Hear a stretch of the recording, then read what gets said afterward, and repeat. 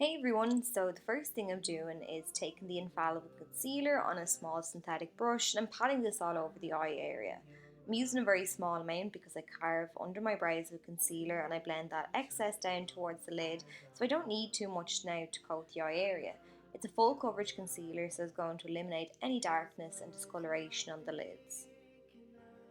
Then I'm taking some translucent powder and I'm using this to set the concealer in place, so just tapping it all over the eye area.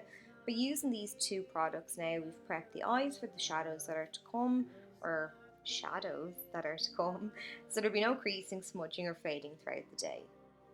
Like I said, we're using no eyeshadows today. Most products are multi-purpose, so I'm using this Wet n Wild bronzer. I used it in my last tutorial and mentioned that it was quite warm.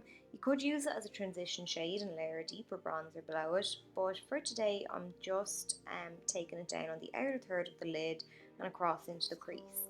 Because I powdered that lid area before I applied the bronzer, you can see it's blending very smoothly.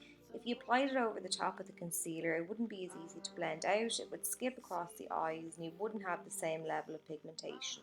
Switching to a smaller bullet shaped brush now, I'm taking a little more of that bronzer and I'm sweeping it down along the lower lash line, making sure to connect it up on that outer edge. And as you can see, it just looks like I've applied a warm brown shadow. Now to add some sparkle, I'm taking a highlighter palette. This one is from Pennies, so really affordable. And we've a range of highlighting shades in the palette, which is ideal for this look.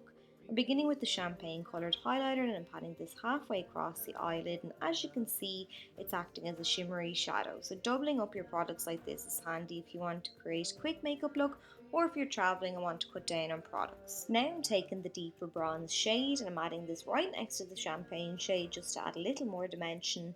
If you really wanted these to pop on the eyes, you could use a setting spray or a little bit of water on your brush after you've dipped into the highlighter and then add it to the eyes.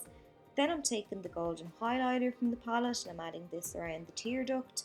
Now, once you've got this in place, that's pretty much the eye makeup look done. So lashes next are optional, but I like to add them, and I actually use the style Chic from this range from Kiss. I just didn't have an image as I'm editing while I'm away.